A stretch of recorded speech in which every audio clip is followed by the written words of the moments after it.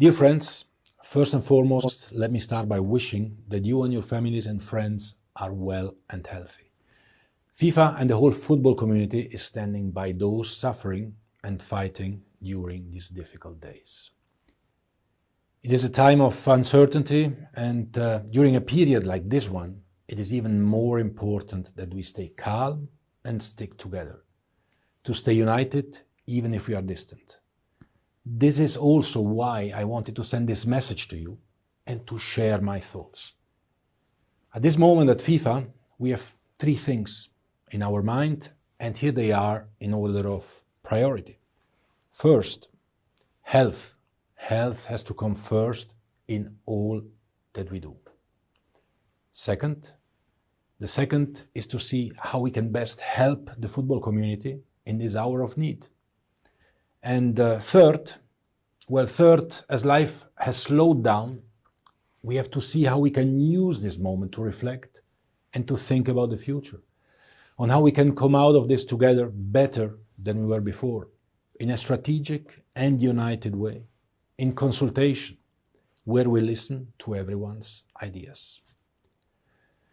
On our first priority, our principle, the one we will use for our competitions and encourage everyone to follow, is that health comes first. I cannot stress this enough. No match, no competition, no league is worth risking a single human life.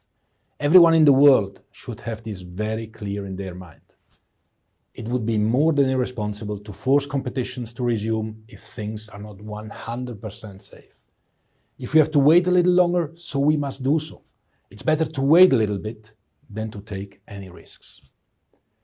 So let's hear what the health authorities have to say. Let's listen to the experts. Let's work closely with them and follow their guidelines and advice at all times. I want to also thank all of you who have been so active in using football to pass this message of health and sharing this with your respective communities. I have been really proud to see how you have shown solidarity, been proactive and helped society. This is what football and teamwork is all about, and we have to continue like this. Dear friends, you will have heard about another of our priorities, which is the emergency relief fund we are working on. And I want to provide some information on that. Thanks to the work that we have been doing together in FIFA during the past 4 years, we are today in a very strong financial situation. FIFA enjoys a good reputation on the financial markets. This has helped us to consolidate a solid foundation with large reserves. But our reserves are not FIFA's money. It is football's money. So when football is in need, we must think what we can do to help. It is our responsibility and our duty.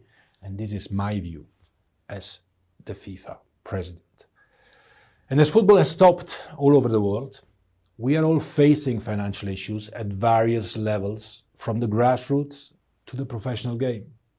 With this in mind, we are currently working together with you in assessing the financial impact in order to be able to prepare the right response. Most importantly, you have to know that we will be there and we will find solutions together. You will never be alone.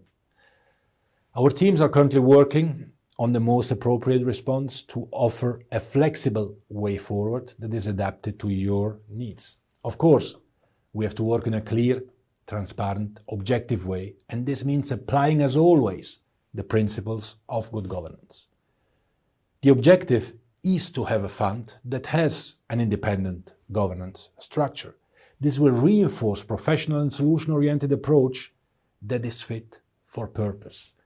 And this means that the world will know where the money goes, and equally important, why the money goes there. Apart from this, however, and in order to offer an immediate support to all of you, I have asked the FIFA administration to take the necessary steps with the approval of the relevant committees to anticipate the payment of the second part of your operational costs from the forward program, which is due in the second part of this year. Given the exceptional circumstances, I've also asked the requirement for the fulfillment of the additional criteria to be waived for both this year and last year, in order for the full amount to be paid to you all. This will hopefully be of help and ease the pressure you are facing as we continue to build the long-term response together. Dear friends, in concluding, health has to come first. But these exceptional circumstances can also be a time to look to the future and to see what lessons we can learn from the times we live now and the times ahead. If football manages to have a discussion where everyone contributes positively and keeps in mind the global interest over the individual ones, I'm convinced that our future can be better than our past, and we will be better prepared for the times ahead. Currently, we focus on 3 areas. We started by looking at the challenges of the international match calendar and speaking to you, our member associations. I am aware that we need to protect national team football, because national team football simply means not more and not less than the survival for the vast majority of you.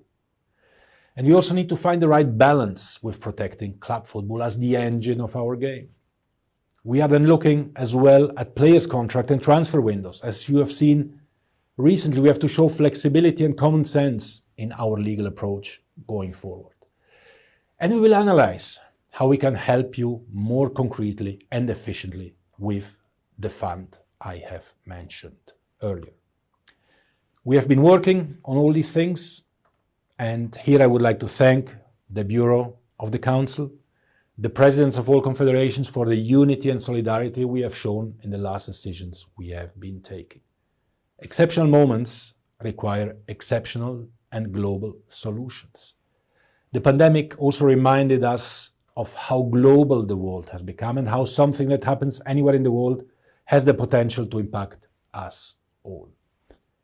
As unfortunately we are not able to meet in person, we had to postpone the executive football summits and also the Congress.